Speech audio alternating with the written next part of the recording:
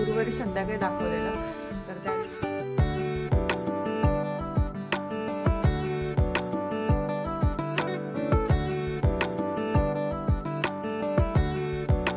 नमस्कार, मी Dhanashree house queen मध्ये तुमचं खूप सारं स्वागत करते. आजचा दिवस तुम्हाला खूप छान आनंदात जाऊ दे. तुमच्या मनातल्या सगळ्या चांगल्या इच्छा स्वामी महाराज पूर्ण करू देत. माझी पूजा आवरली आहे. आज आहे श्रीकृष्ण जन्माष्टमी. सगळ्यांना खूप साऱ्या शुभेच्छा. आणि मी कम्युनिटी पोस्टवरती आरोचं एक ड्रॉइंग टाकलं होतं, तर तो कलर करत बसलाय तिथे.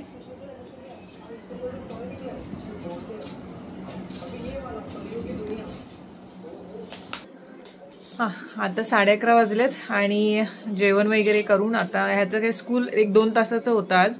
म्हणजे दहीहंडीचा कार्यक्रम स्कूलमध्ये केला होता. उद्या काही सुट्टी आहे. पण याच्या कानाच्या इथे आम्ही खूप आधीपासून म्हणजे बघतोय, तर त्याला काहीतरी ॲलर्जी आणि खूप औषधं पण केली, सगळं झालं, पण ते तेवढं पुरतं बरं होतं आणि परत निघतं. आणि इथे तर आज साल तिचं निघालंय आज, त्याच्यामुळे मग त्याला आज नको म्हटलं मी. आणि त्याला सर्दी पण आहे थोडी. तो कलर करत सर्दी पण आहे थोडी आता, त्याच्यामुळे मग आज काय नको म्हणून त्याच्या स्कूलच्या टीचरना टाकलं. तसे मुलं आज फक्त एन्जॉयच करणार होते. 1-2 तासाचं स्कूल होतं त्याच्यामुळे. अभ्यास पण नाही आहे एवढा काय काय स्कूलमध्ये, म्हणजे काय नव्हतंच, बस डबा आणि बॉटल घेऊन जायचं, असं जायचं होतं. म्हणून मग आज त्याला राहू देत म्हटलं. या कोविडच्या वेळेचं सर्वांना गोष्टी माहिती की आपण घरात होतो, प्रत्येकाचं वर्क फ्रॉम होम सुरू होतं. आणि सचिनचं सुद्धा म्हणजे इथे हा सोफा, इथे ते बसायचे, इथे त्यांचा लॅपटॉप चालू असायचा आणि तिथे वायर जोडलेली असायची. आरवचं शाळा पण ऑनलाईन होती. आरव खाली बसलेला असायचा आणि वरच्या रूममध्ये मग त्यावेळेला सचिन थोडा वेळ जर असं आरवचं स्कूल सुरू असेल तर ते वरच्या रूममध्ये असायचे. नंतर कंटिन्युअसली दिवसभर मी तेच ऐकायचे त्यांचं काय काय सुरू आहे ते. पण त्यावेळेला एक गोष्ट अशी झालेली की घरात आमच्या जास्त करून दही वड्याचं प्रमाण जास्त होतं. अक्षरशः म्हणजे 2 दिवस गेले की दही वडी, कारण आपल्याला काहीच मिळत नव्हतं त्यावेळेमध्ये. बाहेर जाऊन काय अन्न पण इतकं धोक्याचं होतं, म्हणजे एवढ्या रिस्ट्रिक्शन होत्या. आणि मुंबईमध्ये तरी आम्ही ते 4 महिने कसे आम्ही केलेत ते आम्हाला माहिती आहे. खूप लोकांना गावी जायला मिळालं, पण आम्ही इथेच थांबलो होतो. आणि भयंकर आमच्यासाठी ती गोष्ट होती. आरवला 4 महिने घरातनं बाहेर नव्हता. तो इथं एक आडना असा लावून ठेवला होता. त्याची नखाशी ना काळपटलेली 4 महिन्यानंतर जेव्हा पहिल्यांदा तो बाहेर पडला. आता ह्या सगळ्यामध्ये त्यावेळी आमची जास्त असं खाण्यापिण्यामध्ये म्हटलं मी दहीवडा, कडधान्य जास्त होती. अंडी पण आम्हाला मिळायची इथं हळूच, म्हणजे विकत वगैरे जायचे तर ते मिळायचं. आणि सगळ्यात जास्त सचिनला लागायची कॉफी किंवा चहा. चहा त्यांचं पित्ताशय काढलेलं आहे, त्याच्यामुळे चहाने त्यांना पित्त व्हायचं. पण कॉफी त्यांना कंटिन्युअसली जागा ठेवायला, म्हणजे काम करताना बरी पडायची. म्हणून मग आम्ही कॉफी करत होतो. ती कशी तेव्हा ते एक कुठली डलगोना कॉफी काहीतरी ते एक बाहेर आलेलं माहिती की तुम्हाला, खूप साऱ्या चॅनलवर ते दिसत होतं. ती खूप कडवट अशी होती. मग मी विटनवाली असं बीट करून कॉफी बनवायची आणि त्याला खूप वेळ जायचा. तेव्हा वाटायचं की एखादी कॉफी मशीन असती त्यावेळी तर खूप बरं झालं असं. कंटिन्युअसली हवं तेव्हा हवं त्यावेळेला हवं तशी एस्प्रेसो कॉफी, कॅपॅचिनो सगळं करता आलं असतं. मग त्यासाठी आत्ता तरी माझ्याकडे अवेलेबल आहे ही कॉफी मशीन. आणि याच्यामध्ये खूप सारे, आता तरी माझ्याकडे ही कॉफी मशीन अवेलेबल आहे. आणि याच्यामध्ये कॉफी मी कशी करणार हे दाखवते. आणि खूप सोपी पद्धत आहे. मस्त, म्हणजे तो जो फोम आहे किंवा ती जी प्रोसेस आहे तर ती मला खूप आवडली, तर तुमच्याशी मी आता शेअर करणार आहे. चला, ही आगारोची इम्पेरियल एस्प्रेसो कॉफी मेकर आहे. साईज तुम्ही बघता अगदी कुठेही फिट होऊन जाते. हे पॉवर बटन आहे, हे प्रेस करून मशीन ऑन होते आणि लॉंग प्रेसने ऑफ होते. अॅनालॉग डायल थर्मामीटर आहे जे की कॉफी ब्रू करायला आणि स्टीम करायला इथे टेम्परेचर दिलेले आहेत आणि इथे इंडिकेटर सुद्धा दिलेले आहेत. हे कॉफी ब्रू बटन आहे आणि त्याच्यानंतर हे स्टीम बटन आहे जे की आपण नंतर बघणार आहोत कसं यूज करायचं आहे. वरती प्लेस दिलेलं आहे जिथे तुम्ही तुमचं कप वगैरे ठेवू शकता. हे फ्लोटिंग वॉन्ड आहे जे की 360 डिग्री सेंटीग्रेडमध्ये फिरतं. याने आपण स्टीम क्रिएट करू शकतो. हँडल करायला छोटंसं काळं नॉबसुद्धा दिलेलं आहे आणि रिमूव्हसुद्धा होऊ शकतं. क्लिनिंग आपण व्यवस्थित करू शकतो त्याची. हा ड्रीप ट्रे आहे ज्याच्यामध्ये पाणी वगैरे म्हणजे आपण कॉफी घेताना थोडंफार सांडू शकतं. आणि हे फ्लोटिंग बटन आहे रेड कलरचं, ज्याच्यामध्ये पाणी जास्त झाल्यानंतर ते वरती येतं. पण एव्हरी यूज नंतर आपण ते क्लीन केलं पाहिजेत. ते फ्लोटिंग बटन वरती येण्याची वाट बघत न बसता.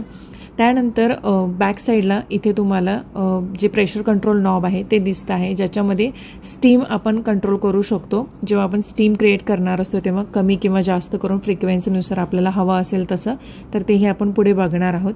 त्यानंतर बॅक साईडला वॉटर टँक आहे. मिनिमम आणि मॅक्झिमम असं तिथे इंडिकेशन आहेत. मिनिममपेक्षा कमी भरायचं नाही आणि मॅक्झिममपेक्षा जास्त भरायचं नाही. पहिल्यांदा यूज करताना इथे तुम्हाला एक केशरी कलरचं खाली नॉब दिसत असेल तर ते काढून टाकायचं आहे. आणि वॉटर टँक पहिल्यांदा यूज करत असाल तर आधी क्लीन करून घ्यायची आणि त्यानंतर त्याच्यामध्ये पाणी भरायचं आहे. हे स्कूप आणि टेम्पर आहे, कॉफी टेम्पर, तर त्याच्यामुळे आपण कॉफी टॅम्प करू शकतो. त्यानंतर हे जे आहे पोर्टा फिल्टर आहे, याच्यामध्ये कॉफी आपण टाकून ती इन्सर्ट करायची. हे रिमूव्ह होतं, आपण क्लीन करताना करू शकतो. जो नॉब आहे तो मॅच करायचा आणि त्याच्यानंतर आपण हे फिक्ससुद्धा करू शकतो. साईडला इथे एक हँडल आहे जे युजली पोर्टा फिल्टरमध्ये दिसून येत नाही आहे. हे आपण पोर्टा फिल्टरचा जो फिल्टर आहे तो खाली पडू नये यासाठी यूज करू शकतो. त्यानंतर टॅम्परने आपण आता कॉफी वगैरे फिक्स करणार आहोत. इथे मी मशीन ऑन केलेली आहे. त्यानंतर टेम्परेचर बघताय तुम्ही वाढते, तर ते एक्स्ट्रा आपण वाढवण्यासाठी ना तर ते अजून आपण हाय करू शकतो. 15 बार आपण ॲडजस्ट करू शकतो. आणि ज्याच्यामुळे कसं कॉफी जेव्हा आपण मशीनमध्ये इन्सर्ट करू तेव्हा प्रेशर बिल्ड चांगलून कॉफीसुद्धा एक चांगली तयार होते. तुम्हाला जर एक्स्ट्रा फ्रोथ हवा असेल तर तुम्ही कॉफी एक्स्ट्रा टाकून कमी वेळासाठी ती ब्रू करू शकता, ज्याच्यामुळे तुम्हाला एक चांगलं स्ट्रेंथची कॉफी मिळून जाईल. आता हे प्रेशर बिल्ड झालेलं आहे. ब्रूचं जे इंडिकेशन आहे तर ते दिसतंय तुम्हाला. यानंतर इथे मी काय करणार आहे की कॉफी इन्सर्ट करणार आहे. त्याच्यासाठी पहिले ब्रूचं बटन तुम्हाला मी ऑन करून दाखवते. याच्यामुळे थोडंसं गरम पाणी जाऊ देते, म्हणजे कसं पोर्टा फिल्टर लावल्यानंतर गरमी थोडीशी लागून कॉफी जी आहे ती चांगली ब्रू होईल आणि टेस्टसुद्धा खूप चांगली लागेल, कारण जर चांगल्या स्ट्रेंथची आपल्याला हवी असेल तर. आता मी कॉफी इथे इन्सर्ट केलेली आहे, टॅम्परने ते टॅम्प केलेली आहे आणि त्याच्यानंतर ती इन्सर्ट करते. इथे लॉक आणि इन्सर्टचं बटन आहे जिथे तुम्ही व्यवस्थित ते इन्सर्ट करू शकता. अगदी परपेंडिक्युलर पोझिशनमध्ये ती लॉक झाली पाहिजे जसं मी दाखवलेलं आहे. त्यानंतर कॉफी इथे ब्रू करते आहे. तुम्ही बघताय क्रेम जो आहे तो किती छान आलेला आहे. फोमसुद्धा अगदी व्यवस्थित होतो आहे, म्हणजे अगदी एक चांगली स्ट्रेंथ मिळालेली आहे एस्प्रेसो कॉफी बनण्यासाठी. आणि ही सचिनना आवडते, मला विदाऊट शुगर आवडत नाही. पण तुम्हाला शुगर पाहिजे असेल तर आधी तुम्ही कपमध्ये शुगर टाकू शकता आणि त्यानंतर कॉफी ब्रू करू शकता. आता कॅपुचिनो जी मला आवडते तर त्याच्यासाठी मी हे बनवते. परत मी पोर्टा फिल्टर जसं सांगितलं होतं तशा पद्धतीने मी इथे मॅच केलेलं आहे, लावलेलं आहे. आणि त्याच्यानंतर मी कॉफी ब्रू करते. परत त्यानंतर साखर मी थोडीशी आधीच ॲड केली होती तळाला आणि नंतर मला हवी असेल तर मी त्यामध्ये टाकून घेणार आहे. कॉफी तर ब्रू झालेली आहे. आता फ्रोदिंग वॉन्डचा वापर करून आपण मिल्क जो आहे तो फोम करून घेणार आहोत, स्टीम करून घेणार आहोत, ज्याच्यामुळे आपल्याला एक चांगली कॅपुचिनो मिळेल. तर आता मी स्टीमिंग बटन जे आहे ते ऑन करते आहे. प्रेशर बघते आहे स्टीमिंगचं, थोडंसं पाणी जे आहे ते अगोदर जाऊ देते, म्हणजे चांगला फोम तयार होईल, फ्रोदिंग चांगलं होईल त्याच्यासाठी. मग अशा प्रकारे मी दूध जे आहे ते कपमध्ये घेतलं आहे आणि फ्रोदिंग वॉन्ड जो आहे तो आतमध्ये इन्सर्ट केलेला आहे आणि एक चांगलं प्रेशर बिल्ड केलेलं आहे. जे नॉब तुम्हाला दिसतं साईडला प्रेशर कंट्रोल नॉब, तर त्याने तुम्ही कमी जास्त करू शकता आणि प्रॅक्टिसने ही गोष्ट होऊन जाते. मला सुद्धा आधी खूप अवघड वाटायचं, पण सगळ्यात सोपं आहे तयार करणं, एक चांगला फ्रोथ मिळतो. तर आता हे मी डिरेक्टली लवकर ॲड करते. जर आपण जास्त वेळ लावला तर दूध आणि फ्रोथ जो आहे तो वेगवेगळा होतो त्याच्यासाठी. तर इथे छान अशी कॅपुचिनो पण तयार झालेली आहे. मी आधी बीटन कॉफी बनवायचे, पण आता हे काम खूप सोपं झालेलं आहे, कारण पटकन मला कॉफी मिळून जाते एक चांगल्या स्ट्रेंथची. तुम्ही बघताय फ्रोथ पण किती छान झालेला आहे. याचे डिटेल्स तर मी तुम्हाला देईन, तर तुम्ही घरीच असं एस्प्रेसो आणि कॅपुचिनो किंवा कॅपेला ते जे काही प्रकार आहेत कॉफीचे ते सगळे तुम्ही मिळवू शकता नक्कीच. अशा प्रकारे मी थोडीशी कॉफी घेतली आहे, तर तुम्हाला दाखवली सुद्धा की कॉफी मशीनमध्ये. आणि तुमच्या घरी जर जास्त कॉफी लवर असतील तर नक्कीच असं मशीन तुम्ही घेऊ शकता. डिटेल्स तर मी देईन. आता मला हा जो सोफा आहे, सोफा कम बेड आहे, तर घरातला किराणा किचन तर तुम्ही बघितलं की ते लिमिटेड गोष्टी मी ते ठेवू शकते, पण एक्स्ट्राचा किराणा मी कसं मॅनेज करते तर या सोफ्याच्या एका साईडला. पण हे मला आज पूर्ण क्लीन करायचं आहे, तर ते मी नंतर तुमच्याशी शेअर करते. आता आरव आलेला आहे खाली. याचा कलर झाला पूर्ण, कलर करून द्या. श्रीकृष्णाच्या फोटोला छान कलर केला आहे, त्यांना ड्रॉइंग त्यांना काढलं होतं, तर त्याच्यानंतर त्यांना जर पूर्ण कंप्लीट केलं असतं तर तुमच्याशी नक्की शेअर करेन. आता त्याला थोडंसं झोप होते, कारण त्याला थोडी सर्दी पण आहे आणि इथे कानाला ते म्हटलं ना तर तिथे औषध पण लावले मी, तर ते थोडंसं त्याला झोप होते. नंतर मग बाकीचा ब्लॉग जो आहे तो तुमच्याशी शेअर करते. त्यानंतर संध्याकाळी मी दत्तात्रयांच्या मंदिरामध्ये निघाले. तिथे सगळ्याच देवी देवतांच्या मूर्ती आहेत आणि महादेवाची पिंडीसुद्धा आहे. तर श्रावण सोमवार आहे म्हणून मी दर सोमवारी आता चाललेले आहे. थोडा वेळ तिथे बसले, नामस्मरण केलं आणि त्याच्यानंतर निघाले. गणपती बाप्पा येतात तर जागोजागी मंडळाचे गणपती हे लागणारच. आता कांजूरचा गणराज पण तयार होते, नक्की दाखवेन मी. त्यानंतर घरी निघाले, पण साईडचं जे गार्डन आहे तर तिथे दही हंडीचा उत्सव होणार आहे उद्या, तर तोही पाहायला मिळेल मला. बघू कसं कसं होते, कारण खूप वेळ लावतात दहीहंडी फोडायला. तरी पण ह्या वेळेला जवळ आहे म्हटल्यानंतर दाखवीन.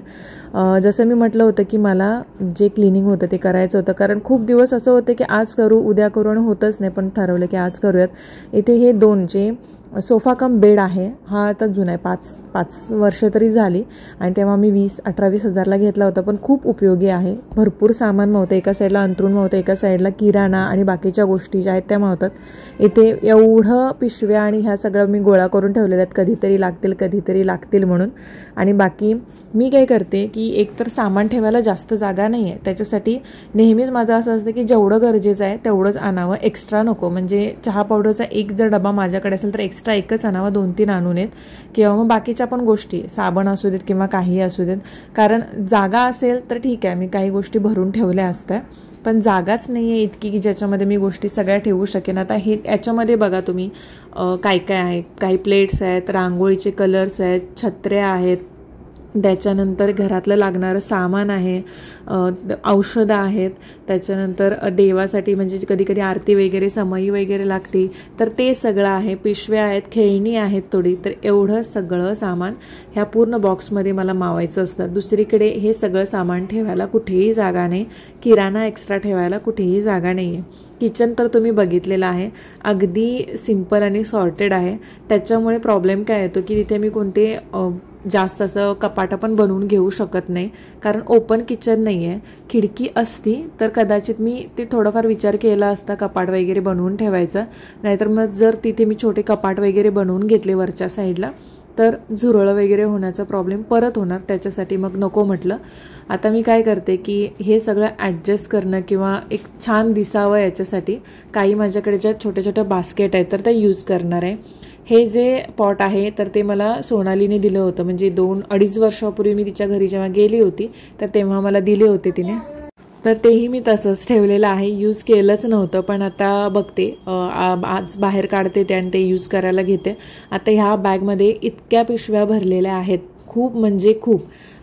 त्या पण मी विचार करते की चांगल्या असतील त्या ठेवायच्या आणि सोडून द्यायच्या. आणि ह्या बॉक्समध्ये मी काचेचे ग्लास आणले होते, त्यातला 1 ग्लास उरला आहे, बाकीचे 2 ग्लास मी फोडलेले आहेत, 2 ग्लास ताईंनी फोडलेले आहेत. आता 2 किंवा 3 असतील मे बी, बघितलेले नाही आहेत अजून मी. 2 तरी मी परवा दिवशीच 1 फोडला, त्याच्यामुळे 1 तो गेलेला आहे. त्यानंतर हा एक तांब्या जो होता तर तोही मी ठेवला होता, म्हणजे कधी कधी लागतो पूजेला म्हणून. त्यानंतर या बॉक्समध्ये तुम्ही बघता सगळी औषधं जी आहेत, म्हणजे आरवची काही औषधं मी ठेवतेच. तर त्यातले आता डेट बार झालेले, एक्सपायरी डेट झालेली सगळी औषधं मला बाजूला काढायची आहेत. दिवाळीचे मागच्या दिवाळीतले काही दिवे वगैरे छोटे छोटे रांगोळीचे साचे आहेत तर तेही बघते, चांगले असतील ते ठेवणार आणि बाकीचे काढून टाकणार आहे. अगरबत्ती लावायला सुद्धा एक स्टिकॉन आणलं होतं, तर ते पूर्णच मला पॅकेट घ्यावं लागलं होतं. 2 मी बाहेर लावलेले आणि बाकीचे स्टिकॉनसुद्धा असेच ठेवलेत. नेक्स्ट टाईमला गावी जाताना घेऊन जाईन. आणि दरवेळेला डीमार्टला गेले की मिठाची एक पिशवी घेऊन येते, तर त्यामुळे मिठाच्या पिशव्या घरात एक्स्ट्रा झालेल्या आहेत. तर विचार करते की डीमार्टला जायलाच नको, गेलं की पूर्ण किराणा सामान घेताना हा मीठ असेल नसेल म्हणून मी घेऊनच येते. आरवची काही खेळणी आणि हा एक रांगोळीचा साचा जो मागच्या वेळेला सुद्धा मी वापरला होता असा एक, तर तोही ठेवलेला आहे बाजूला. आता हा कप्पा जो आहे तो क्लीन करून घेणार आहे, त्याच्यानंतर अंथरुणाचा कप्पा आहे तोही घेणार आहे क्लीन करून. डिक्लेटर केल्यानंतर ना भरपूर सगळ्या गोष्टी सॉर्टेड होतात असं मला तरी वाटतं. आणि जेव्हा जेव्हा मी क्लिनिंग करायला घेते तेव्हा मला खूप छान वाटतं. क्लिनिंग केल्यानंतरचं जे फिलिंग असते ते बेस्ट असतं. लहानपणापासून मला ही सवय आहे. मम्मी तरी गावी गेल्यानंतर तिला माझी सवय माहिती आहे, आणि मेन म्हणजे मम्मीकडून या गोष्टी मिळात. माझ्या आजीला सुद्धा सेम अशी सवय, मावशीला सुद्धा, आणि त्यामुळे ती माझ्याकडे सुद्धा आली. त्यामुळे 15 दिवसाला 8-10 दिवसाला सगळ्या गोष्टी क्लीन करणं आणि त्या प्रॉपर ठेवणं मला खूप गरजेच्या वाटतात. घर जितकं मोठं असेल तितकं कामसुद्धा लागतं, आणि घर छोटं असेल तर तरीसुद्धा तेवढंच काम लागतं क्लिनिंगला, कारण शेवटी क्लिनिंग ते क्लिनिंग. आणि आता श्रावणामध्ये सगळे सण सुरू होतात, तर हे मस्ट आहे. आणि मला पूर्ण आता किचन पण क्लीन करायचं आहे.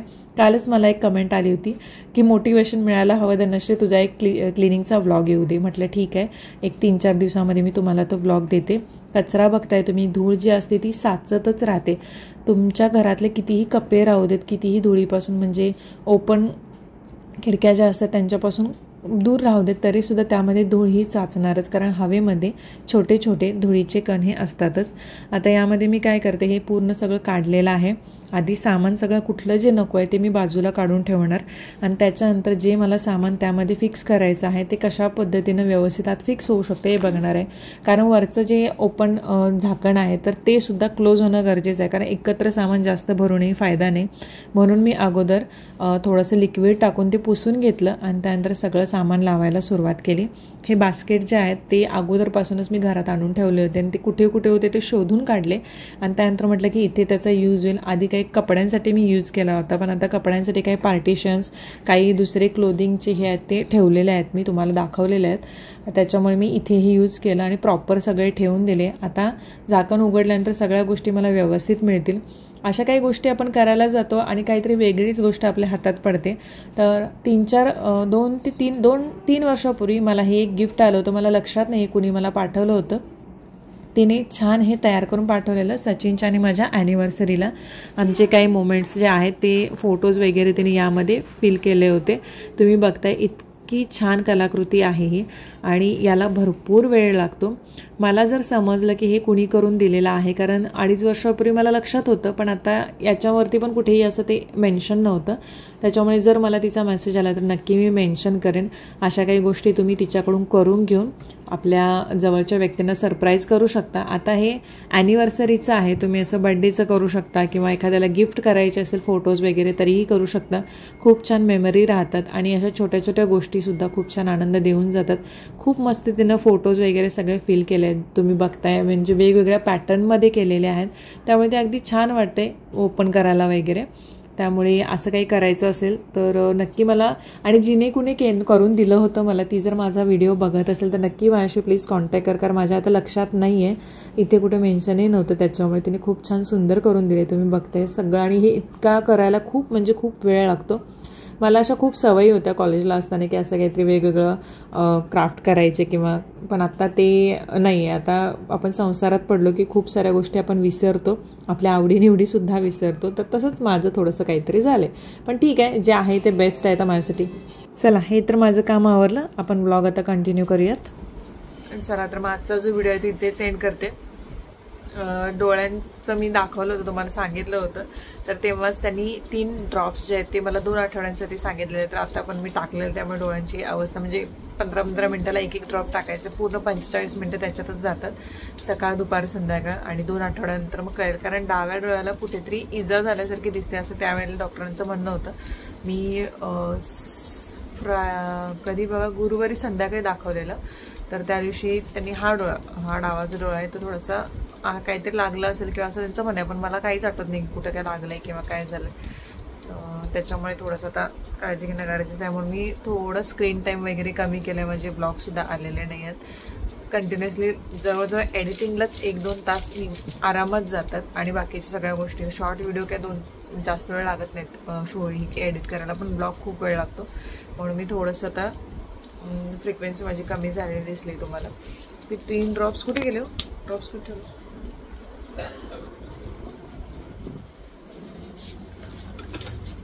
हे 3 ड्रॉप्स जे आहेत ते सकाळ दुपार संध्याकाळ असे आहेत. आणि डोळ्यांचा आपला कोरडेपणा वाढतो, पण कंटिन्युअसली स्क्रीन टाईम जो असतो आपला वाढला तर, आणि माझं तेच झालं होतं.